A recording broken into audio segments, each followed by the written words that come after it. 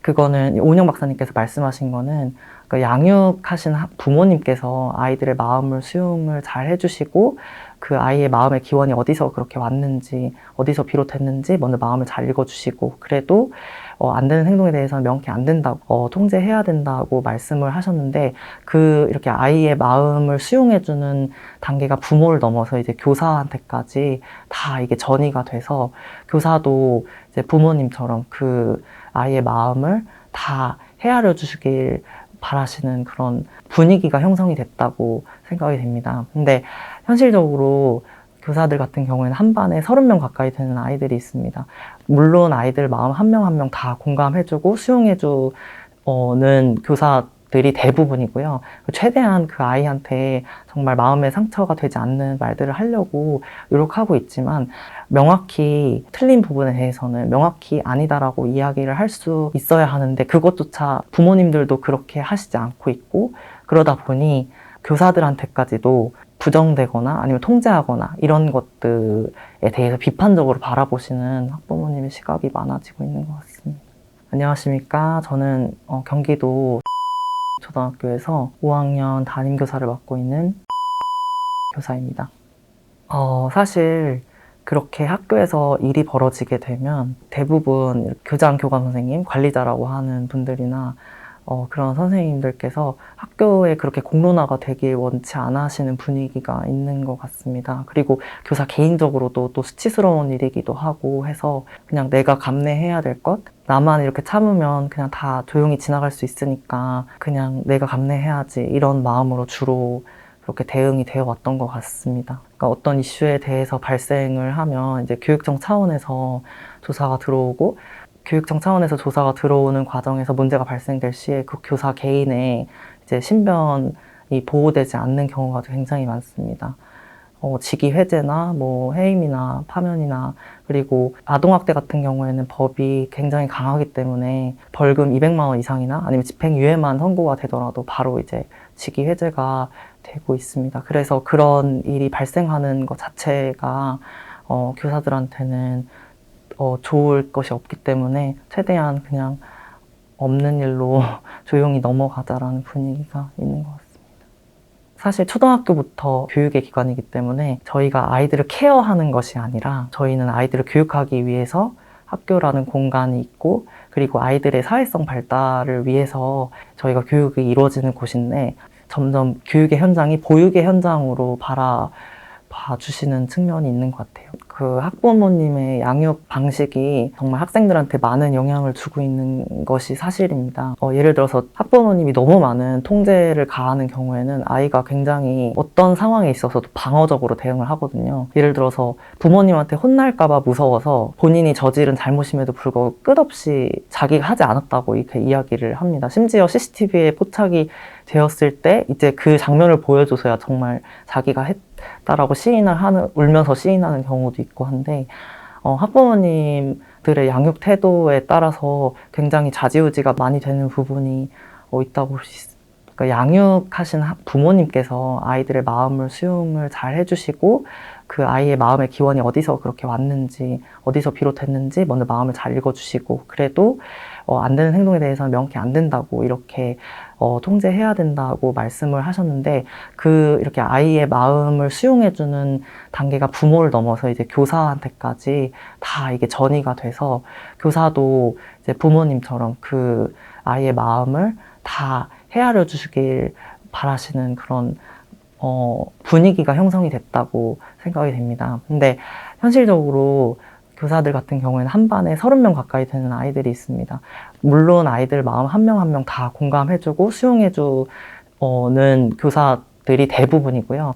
최대한 그 아이한테 정말 마음의 상처가 되지 않는 말들을 하려고 노력하고 있지만, 명확히 아닌 부분, 틀린 부분에 대해서는 아니다라고 이야기를 할 수 있어야 하는데, 그것조차도 지금 부모님들도 그렇게 하시지 않고 있고, 그러다 보니 교사들한테까지도 비판적으로 바라보시는 학부모님의 시각이 많아지고 있는 것 같습니다.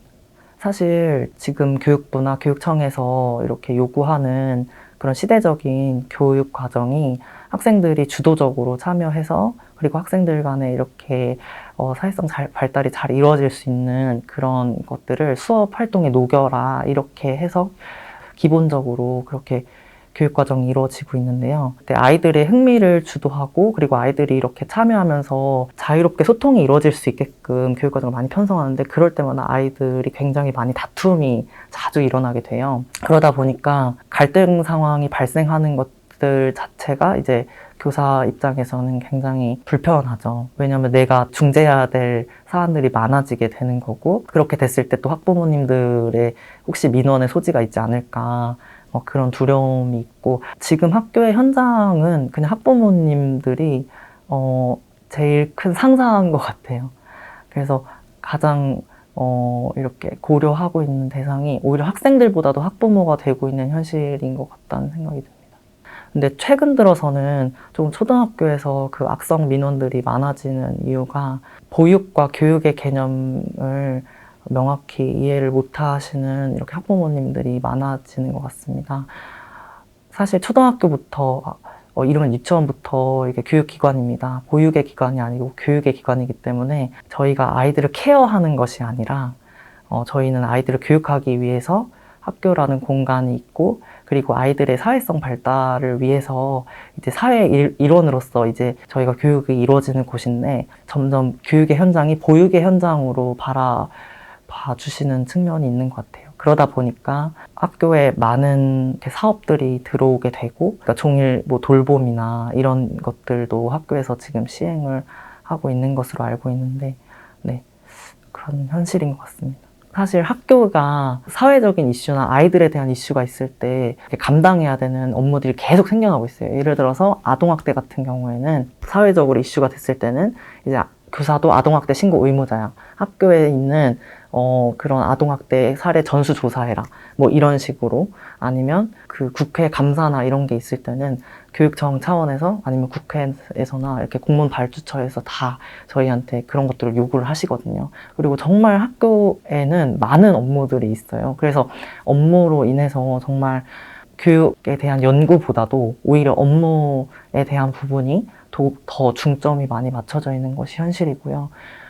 정말 수업을 하고 있는 도중에도 공문 아직 처리 안 된 게 있으니까 빨리 제출해라. 막 이런 연락을 받으셔서 그것 때문에 수업은 오히려 이렇게 뒤가 되고 또 공문의 중점이 더 맞춰져 있는 것도 사실이고 교장 교감 선생님도 사실 그 선생님을 평가할 때 이 선생님이 수업을 잘하냐 아니면 수업 준비를 열심히 하냐 이런 걸로 평가하신다기보다도 그 행정 처리를 얼마나 빠르고 잘 처리하고 많이 처리했는가 그런 것들이 저희 교원들의 인사에 영향을 미치기 때문에 교장 교감이나 이렇게 승진을 하기 위해서는 행정 업무를 잘 처리하는 선생님들 위주로 그렇게 평등이 잘 이루어지기 때문에 그런 구조적인 문제가 교사들의 그런 수업 연구나 이런 것들을 방해하는 요인이 아닌가 생각이 듭니다. 하루에도 정말 공무원이 많이 올 때는 막 20개씩도 올 때가 있어요. 그럴 때는 정말 칼퇴근은 고사하고 집에 가서도 업무를 하고 있는 일도 비일비재하고요.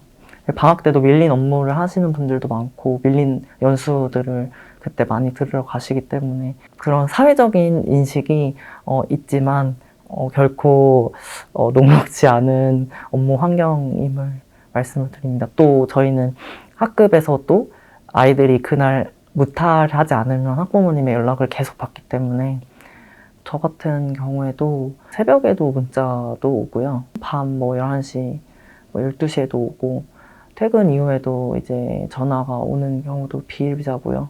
그래서 그런 이렇게 문자나 그런 전화가 이렇게 올 때 약간 심장이 쿵 내려앉는 느낌이거든요. 내가 뭘 오늘 또 잘못했나? 이런 마음이 들어요. 아니면 그 아이한테 오늘 무슨 문제가 있었을까? 내가 어떤 거를 또 헤아리지 못했나? 네, 저도 사실 학부모님들의 입장을 고려해서 학부모님들의 퇴근이 대부분 6시 이후이기 때문에 좋은 마음으로 저도 번호 공개를 했는데 그게 조금 후회가 될 정도로 생각보다 많이 연락이 와서 현실이 많이 어렵구나 이런 생각이 듭니다.